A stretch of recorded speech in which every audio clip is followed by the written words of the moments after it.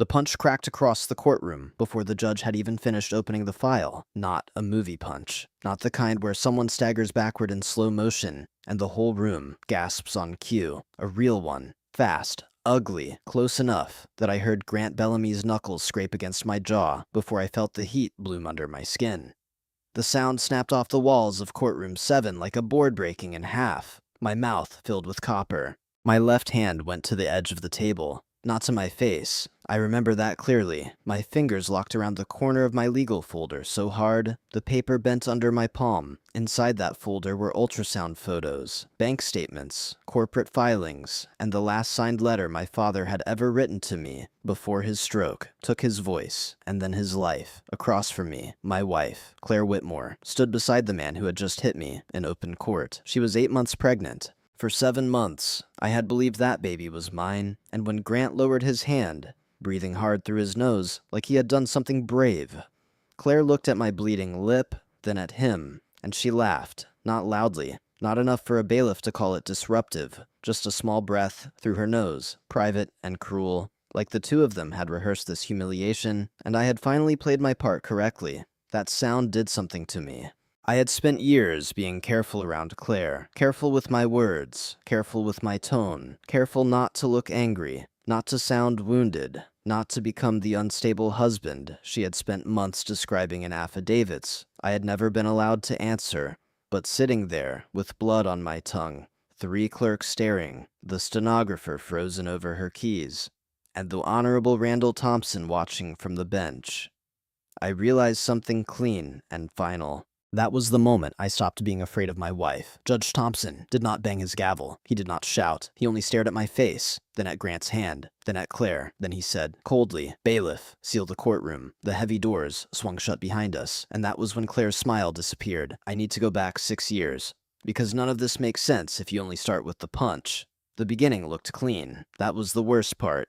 I was 29 when I met Claire Whitmore at a corporate philanthropy dinner in San Diego. My father had insisted I attend because Mercer House Group, the company my grandfather built from 2 neglected apartment buildings and a second mortgage in the late 1970s, had sponsored one of the tables. We were not flashy people. Mercer House owned residential properties across Riverside and San Bernardino, some commercial leases, and a reputation for fixing broken buildings instead of flipping them. Dad wanted me to network. I wanted to leave before dessert.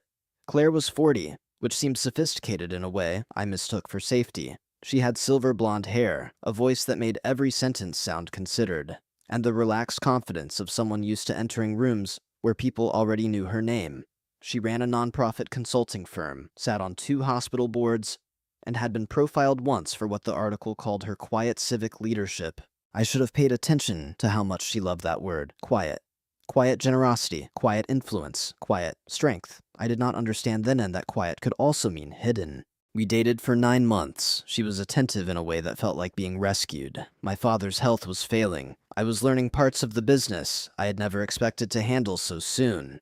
And Claire seemed to know exactly when to bring dinner, when to call an attorney, when to place a hand on my shoulder and say, "You do not have to carry all of this alone." We married in Santa Barbara with 80 guests and white roses. My father was already weak by then, but he stood long enough to give a toast. He said my grandfather would have trusted me with the company and trusted Claire with me. I still think about that sentence. The red flags were there. Claire suggested I step back from Mercer House's daily operations, just temporarily, just until Dad stabilized. She introduced me to a financial manager named Dennis Rowe, who she said specialized in family transitions. When my father died, 16 months into our marriage, I was so wrecked by grief that I signed whatever Claire placed in front of me. I thought I was signing estate paperwork. I was not, but I would not understand that for 4 more years. The first time I realized something was wrong, I do not mean emotionally wrong. I knew Claire was cold by then. I knew our marriage had become a room where I was always lowering my voice. I mean structurally wrong, legally wrong. It was 14 months before the hearing. Claire was 5 months pregnant, and for the first time in years, I had let myself believe we might still become a family. She had cried when she showed me the test. She had held my hand during the first ultrasound. She had let me press my palm against her stomach one night when the baby moved. And I remember thinking, stupidly, desperately, that maybe this was the thing that would bring us back from whatever dark place we had wandered into. I called the new financial firm because I wanted to update the beneficiary information on my life insurance policy and create a small education trust for the baby. Dennis Rowe had retired the previous winter, or that was what Claire told me. His replacement was someone I had never met. The woman on the phone was polite in the way people get polite when they are about to tell you something that makes no sense. "I'm sorry, Mr. Mercer," she said. "You are not listed as an authorized contact on these accounts." I actually laughed. "They're my accounts," I said. "I'm her husband." "Yes, sir, I understand. But the authorized contacts currently listed are Mrs. Claire Whitmore Mercer and Mr. Grant Bellamy." For a second, I thought I had misheard her. Grant Bellamy was a name I knew only vaguely. Claire had described him as a donor advisor, a board contact, a man who helped with strategic partnerships, which was Claire's phrase for anything she did not want questioned. I told myself it was a clerical error. I told myself that for almost 3 weeks. Then I found the hotel receipt in the side pocket of Claire's leather laptop bag. 2 nights at a resort in Santa Barbara. Ocean View Suite, champagne service, spa charges for 2. The dates matched a nonprofit conference Claire had told me she attended alone. The room was booked under her name and Grant's.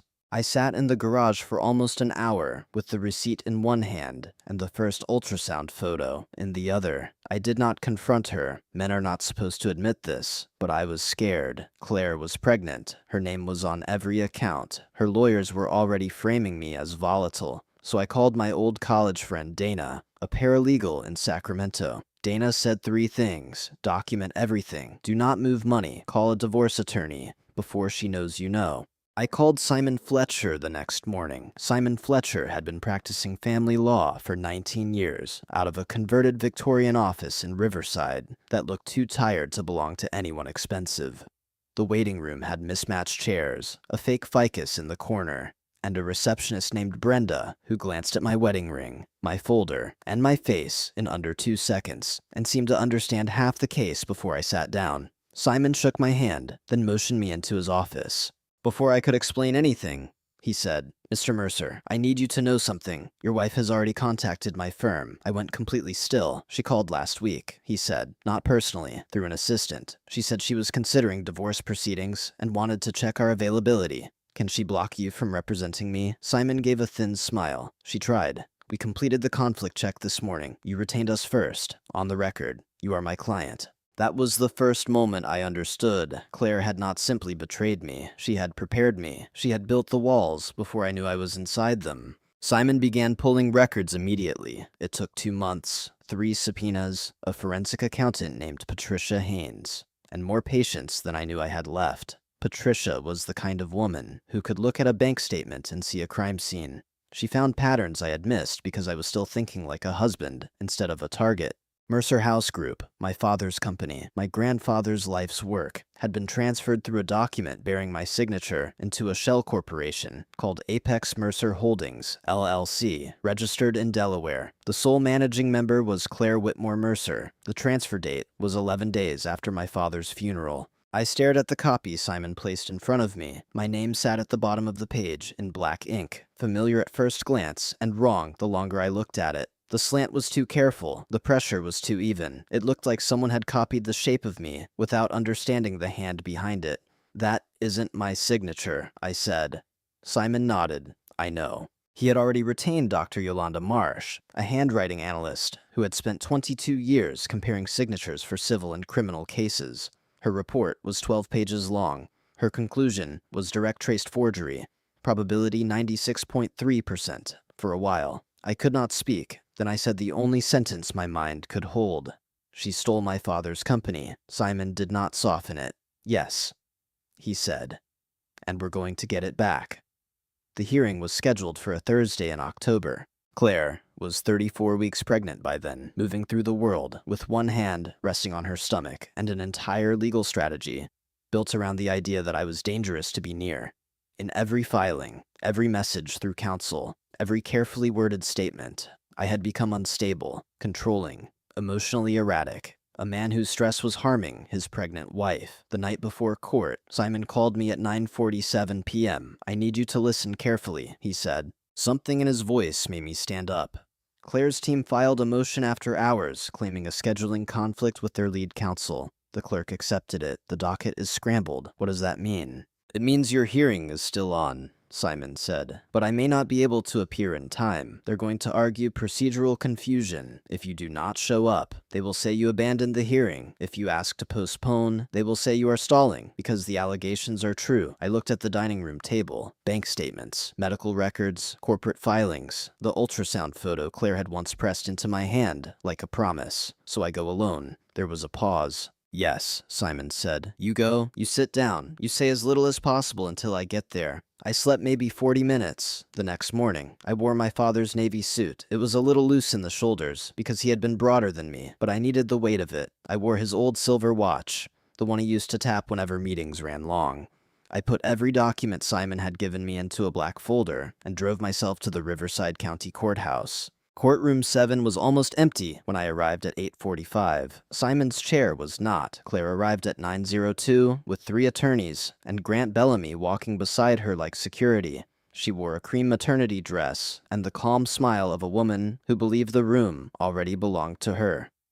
I sat alone with my folder, my father's watch, and the knowledge that one wrong word could cost me everything. Claire came to my table before the judge entered. Her attorneys stayed where they were. Grant stayed 2 steps behind her, arms crossed, jaw tight, performing protection for an audience that had not asked for theater. Claire lowered herself carefully into the chair beside me, one hand on her stomach, the other sliding a thin settlement packet across the table. Sign it, she said quietly. I looked at the packet but did not touch it. Claire, sign it. Ethan, walk away with whatever dignity you have left. Her perfume reached me first, the same clean floral scent she had worn on our wedding day, and for one strange second, my brain tried to put her back in that white dress under the Santa Barbara sun. Then I saw Grant watching me over her shoulder, smiling like a man waiting for a dog to bite.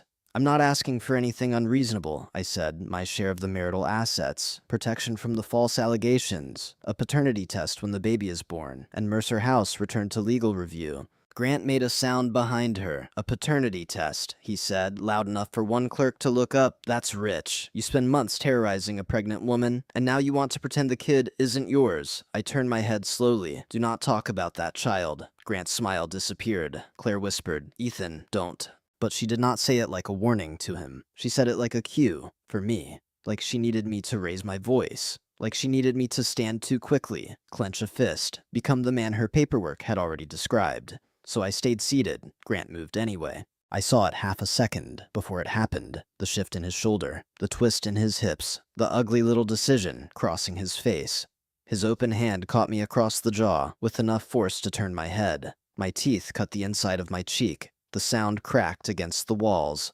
The stenographer made a sharp noise. The bailiff stood. I tasted blood, but I did not move my hands. I kept them flat on the table, where everyone could see them. Claire stood immediately. This, she said, voice shaking with something too practiced to be fear, is exactly the aggression we've been warning the court about. My aggression. I was the one sitting there, with blood in my mouth. Then I looked up and saw Judge Randall Thompson, already on the bench, still as stone, staring at Grant's hand. He did not reach for his gavel. He only said, Bailiff, seal the courtroom. The doors closed. And for the first time that morning, Claire looked afraid. I want to explain what it feels like when power shifts in a room. It does not feel like victory. Not at first. It feels like pressure changing before a storm. Like something enormous has moved above you, and everyone is pretending they do not hear the sky cracking. Grant stepped back from my table, Claire's lead attorney. A polished man named Everett Sloan leaned toward her and whispered quickly. Claire did not look at him. She was staring at the sealed doors. Judge Thompson looked down at the file in front of him. Then he said my full name. Ethan James Mercer Whitmore. Claire went completely still. Mercer. She had been shaving that name off me for 6 years. At charity events, she introduced me as Ethan Whitmore, or simply my husband, Ethan. She called Mercer House old family clutter. She said legacy was just a prettier word for burden. I had let her say it because correcting your wife in public feels small until you realize she has been using every public room to erase you. Mrs. Whitmore, Judge Thompson said, are you familiar with the emergency filing submitted to this court at 7:15? This morning, Everett Sloan stood. Your Honor, my client has documented a pattern of intimidation and emotional volatility from Mr. Mercer. I did not ask you, the judge said. Sit down. The silence hit harder than Grant's hand. Everett sat. Claire swallowed. No, Your Honor, I was not aware of an emergency filing. Judge Thompson lifted a document from a folder that had not been on the bench when I walked in. Then he began to read. He read from medical records first, not Claire's, mine, notes from Dr. Adrian Vale, the physician I had seen after 3 months of insomnia. Chest pain and blood pressure spikes I kept blaming on work. Dr. Vale had documented bruising on my right forearm, consistent with grip pressure. I had told him I caught it on a cabinet handle. He had written, patient explanation inconsistent with injury pattern, possible coercive domestic stress, monitor closely.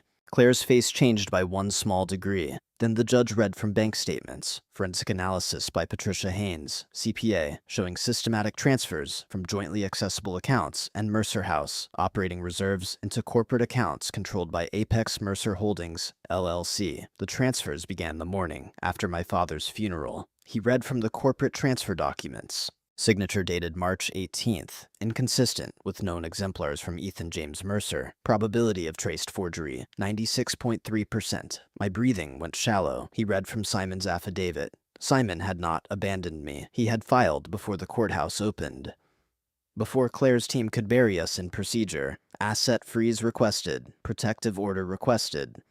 Referral to the Riverside County District Attorney's Economic Crimes Unit requested.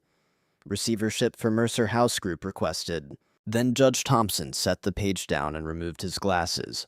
Mercer House Group, he said. My grandfather's company, my father's company. The thing Claire had told me was too complicated, too sentimental, too damaged to save. Mrs. Whitmore, the judge said, did you present forged transfer documents moving your husband's inherited company into a shell corporation under your sole control? Everett reached for Claire's arm. Too late. Claire's mouth opened, but nothing came out.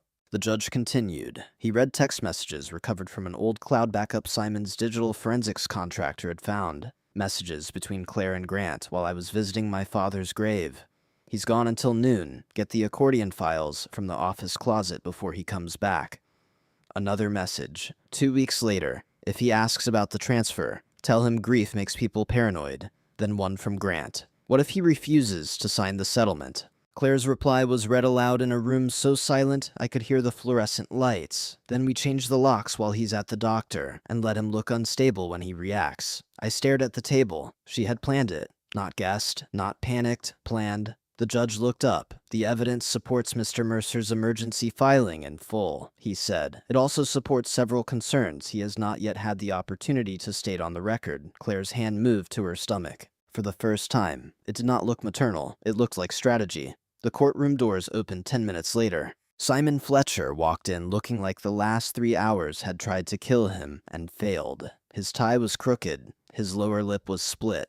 A bruise was forming along the left side of his jaw, dark against skin that had gone pale with anger. His phone was gone. I would learn later that someone had taken it from his coat pocket in the parking garage, while 2 men blocked the elevator doors and asked him questions that were not questions. It was not random. Claire knew which garage he used. Simon crossed the courtroom without looking at her, set a new folder on the table, and sat down beside me. Then he saw my face, the blood at the corner of my mouth, the red mark along my jaw, the way my hands were still flat on the table like I was afraid to move them. Something in his expression went completely quiet.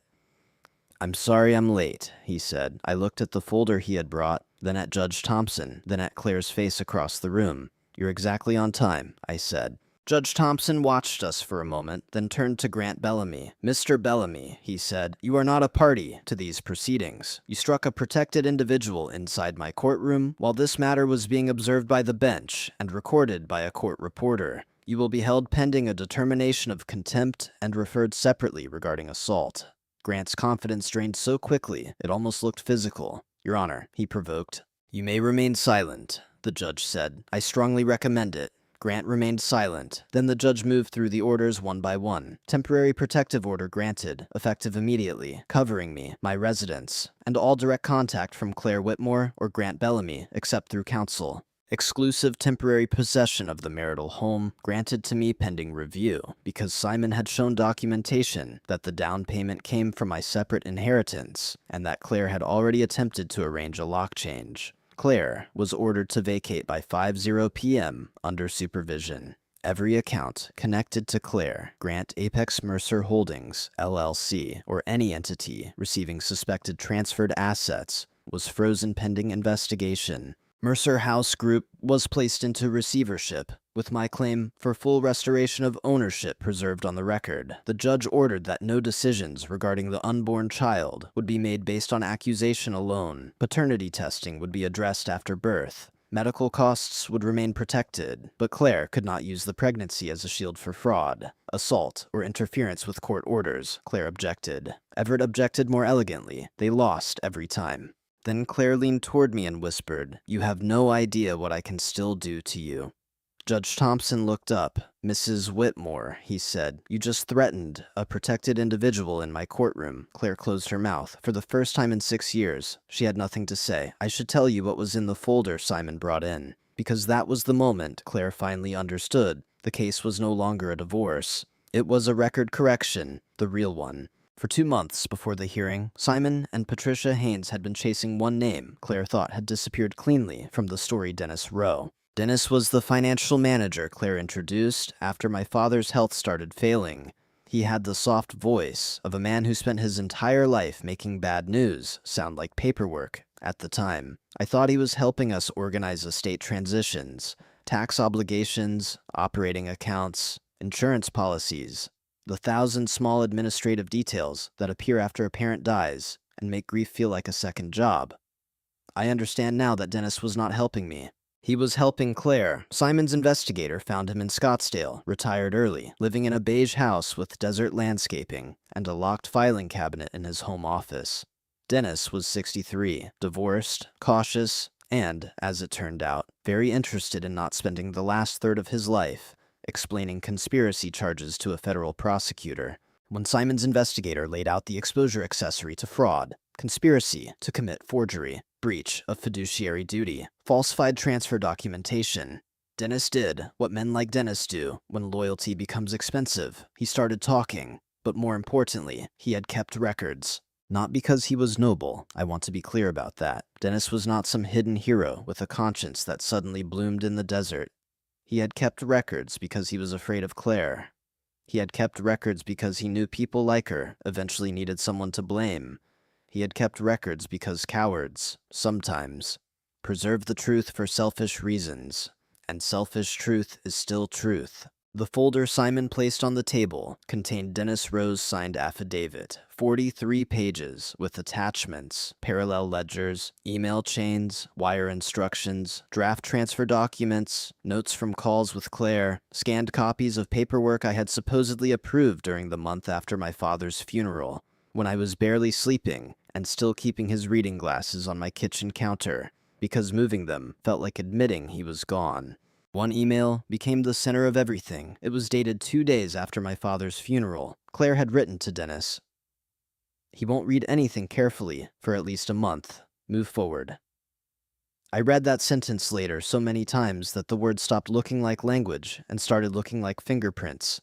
He won't read anything carefully. Not my husband is grieving. Not Ethan trusts me. Not we need to be careful with him. Just that.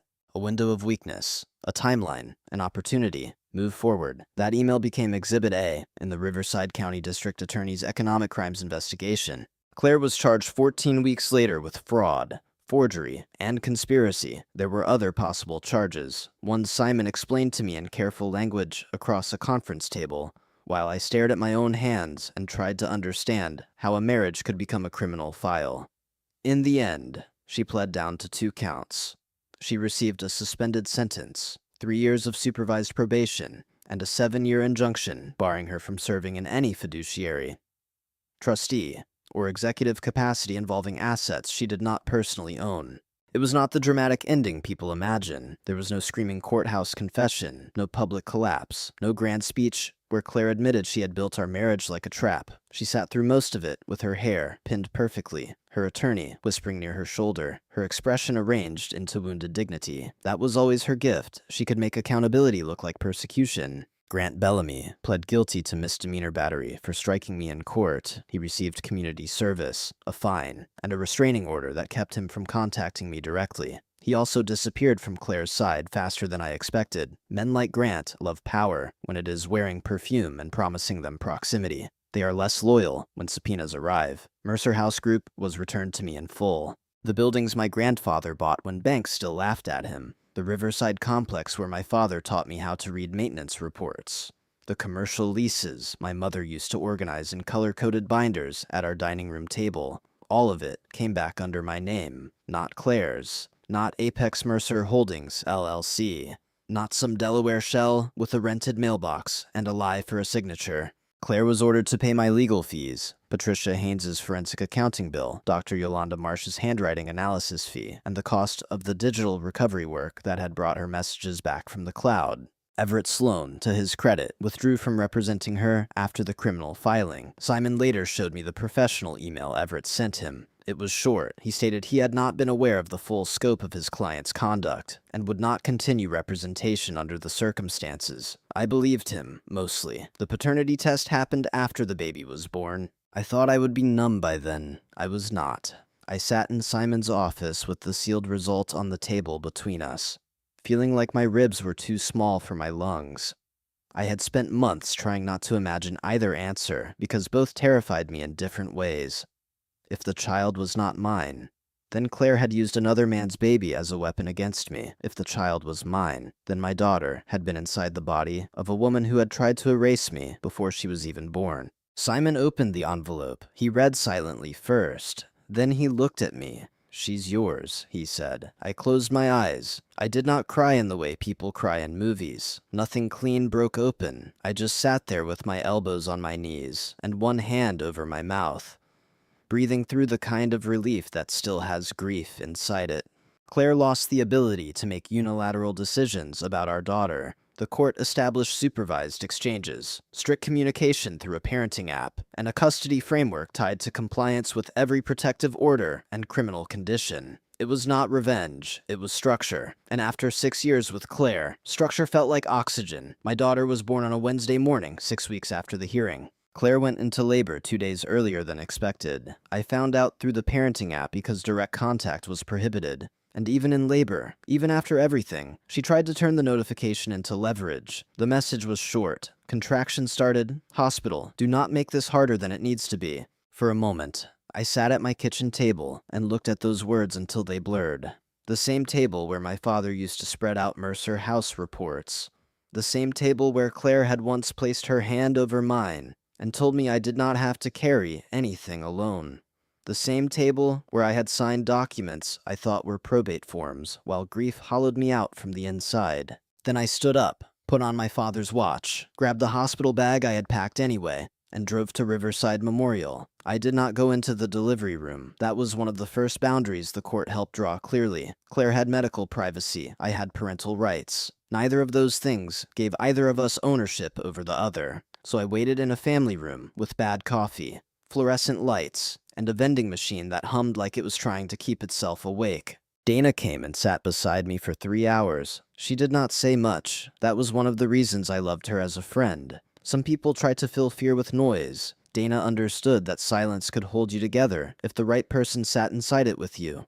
Simon texted once, "Whatever happens today, remember, stay inside the order, let the record protect you." So I did. At 6:18 a.m., a nurse came into the family room and said, "Mr. Mercer, I stood up too fast." "She's here," the nurse said. "Healthy, 7 pounds, 11 ounces. For a second, every legal word fell away. Fraud, forgery, asset freeze, protective order, receivership, paternity. All of it dropped to the floor like tools I no longer needed in that exact moment. She, I asked, because Claire had refused to confirm the sex after the hearing. The nurse smiled gently. "A girl." I named her after the paternity result came back.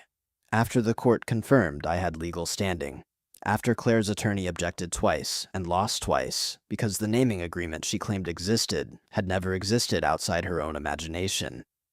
I named my daughter Marion June Mercer. Marion, after my mother, who had died when I was 17, and left my father with a grief he never fully explained, but somehow survived.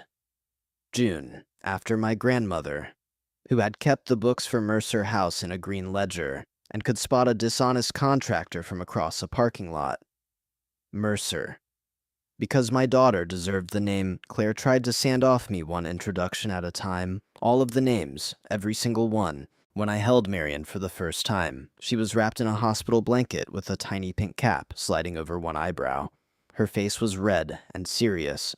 her fingers curled into fists no bigger than bottle caps. Newborns have this strange, ancient expression, like they have arrived from somewhere far older than the room and are disappointed by the lighting. She opened one eye. I looked down at her and felt something I still do not have language for. Not triumph, not closure. Something heavier and cleaner than both. Responsibility without fear. Dr. Adrian Vale came by the hospital 2 days later. He was not my daughter's doctor, but he had heard from Simon that the baby had arrived. He shook my hand, looked slightly embarrassed by his own kindness, and said, "I'm glad you're still here." That sentence stayed with me, because there were many points when I almost was not. Not in the dramatic sense. I do not mean I wanted to die. I mean there were moments in that marriage when I could feel myself disappearing by inches.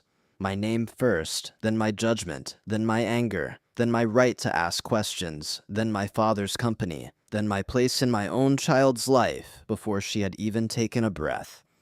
People think abuse has to be loud to be real. Sometimes it is quiet. Sometimes it uses calendar invites, amended filings, charming dinner party stories, and a hand on your arm that looks affectionate until you see the bruise the next morning. 8 months have passed since Marion was born. She can sit up now if she's in the mood, which is not often, because she already has firm opinions about labor distribution in our household. She likes bananas, hates peas, with a moral seriousness I respect, and has formed an intense attachment to a stuffed rabbit Dana bought her and named without permission. The rabbit is called Mr. Ledger because Dana thinks she is funny. She is funny. I go to the Mercer House office 3 days a week. We are renovating the Riverside building, first new windows, safer stair rails, updated electrical. The kind of work my father would have approved of because it costs money now and prevents emergencies later. I hear his voice in meetings sometimes, not literally. Just the memory of how he used to clear his throat before disagreeing with someone who was about to make a cheap decision. My grandfather would have wanted the brickwork preserved. My father would have wanted the tenants notified before anyone touched the water lines. My grandmother would have demanded 3 competing estimates and then chosen the middle one because the cheapest man is expensive twice. I miss all of them constantly. Claire is still in California. I do not track her beyond what the parenting app and court orders require. Supervised exchanges are cold, precise, and blessedly boring. She speaks to me only through approved channels. Sometimes I can feel the old version of her pressing against the glass, the woman who could turn a sentence into a hook and make me apologize for bleeding on it. But the glass holds. That is what boundaries are. Not revenge, not bitterness. Glass that holds. Grant Bellamy tried to contact me once through a mutual acquaintance. I did not respond. The acquaintance received a polite letter from Simon's office and never tried again. Mercer House Group is mine. Marion is my daughter, my name. Every syllable my family carried into rooms where people underestimated them is mine. Claire lost what she stole from me. She lost the company. She lost the story. She lost the ability to make fear sound like concern and fraud sound like partnership. I did not get a perfect ending. Men like Claire's new consultants still take her calls. People with money and polish often land softer than they deserve. I've learned not to confuse consequences with cosmic justice. The world is not that clean. But justice, I think, is not one dramatic gavel. It is 100 small acts of documentation in the hands of people who refuse to look away. It is Dana telling me not to move money. It is Simon filing before sunrise. It is Patricia Haynes reading bank statements like maps. It is Dr. Marsh seeing the lie inside a signature. It is Dr. Vale writing down the bruise even when I lied about the cabinet. It is Dennis Rowe keeping records for selfish reasons and still handing the truth to the right people at the right time. And it is me, walking out of courtroom 7 with blood in my mouth, my father's watch on my wrist, my hands still open on the table where everyone could see them. I walked out like a man who had finally remembered who he was. Claire had spent 6 years forgetting that for me. She should have known better. My father raised me to keep records. If this story kept you listening, consider subscribing for more raw family drama stories where the truth does not stay buried forever.